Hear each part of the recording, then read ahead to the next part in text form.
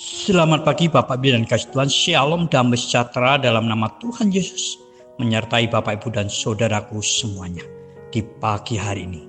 Tema renungan kita pagi hari ini adalah kelemah lembutan yang meluluhkan, yang terambil dari Kisah Para Rasul 9 ayat 1-9, saudara.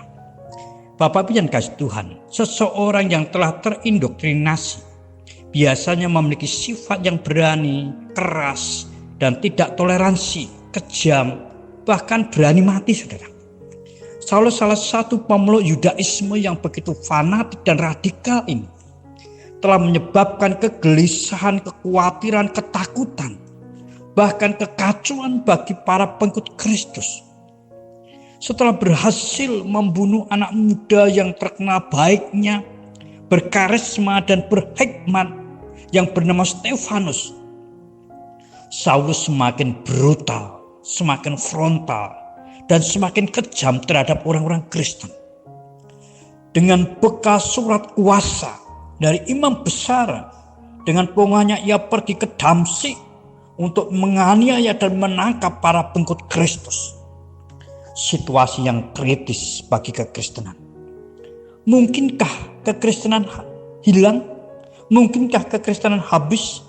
Mungkinkah kekristenan berhenti dan mati? Tentunya tidak, saudara.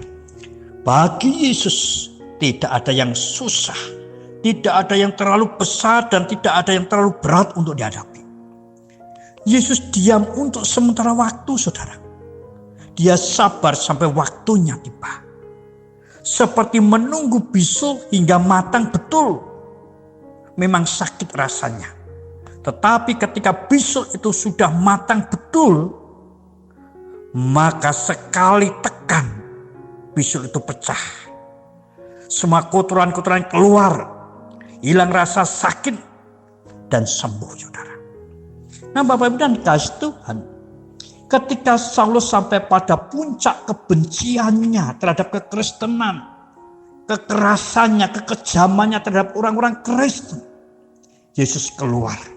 Bukan dengan pedang atau dengan kekuatan pasukan malaikatnya, tetapi dengan cahaya kemuliaannya dan panggilan lembutnya. Segala keangkuhan, segala keberanian, bahkan segala kecongkaan Saulus luluh di hadapan Yesus. Tiba-tiba cahaya memancar dari langit mengelilingi dia. Ia rebah ke tanah. Dan kedengaran olehnya suatu suara yang berkata kepadanya, "Saulus, Saulus, mengapa engkau menganiaya aku?" Jawab Saulus, "Siapakah engkau Tuhan?" "Akulah Yesus yang kau aniaya." Bukan dengan kegertakan, bukan dengan api kemurkaan atau bala malaikat surga Yesus tundukkan Saulus, tetapi dengan memperlihatkan kemuliaannya dan panggilan yang lembut saja, Saulus luluh, Saulus tunduk. Yesus tahu, saudaraku, potensi luar biasa pada diri Saulus yang tidak harus dihancurkan, tidak harus dimurkai. Tetapi Yesus tangkap dia. Dengan lembutnya Yesus buat Saulus bertobat dan menjadikan pejuang Injil yang militan, saudara.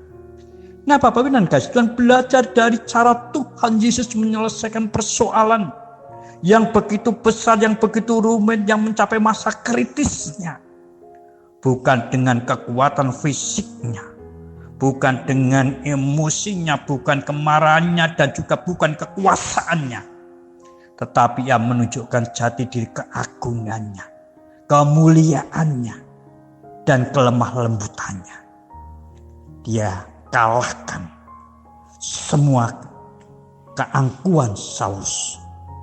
Bapak yang kasih Tuhan, persoalan apapun juga, baik itu masalah keluarga kita, pekerjaan kita, mungkin teman-teman sekerja yang saling incar posisi, saling cari muka, mungkin masalah-masalah gereja, bahkan masalah-masalah di masyarakat. Ketika kita hadapi dengan menunjukkan keagungan kasih dan kelemah lembutan, maka segala persoalan akan selesai. Dan tidak ada yang dirugikan, tetapi semuanya akan terberkati, saudara. Haleluya, luar biasa. Seperti dengan keagungannya dan dengan kelemah lembutannya Kristus, Saulus tidak dimurkainya, Saulus tidak dihukumnya, tetapi juga kekristenan tidak dirugikan karena kekristenan mendapat tobat baru dan mendapat pejuang iman yang militan.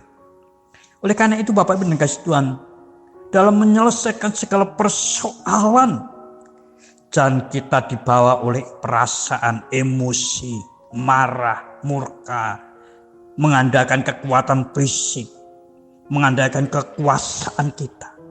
Tetapi sebaliknya, malah kita gunakan keagungan kasih yang bersumber dari kasih Kristus itu dan kelemah lembutan seperti Tuhan Yesus tunjukkan untuk menyelesaikan segala persoalan. Maka selesailah persoalan-persoalan itu dengan baik. Tuhan memberkati. Selamat pagi, selamat beraktivitas, terus jaga kesehatan, jaga jarak, cuci tanpa sabun saudaraku. Bersukacitalah dan bersyukurlah selalu. Tuhan memberkati. Amin.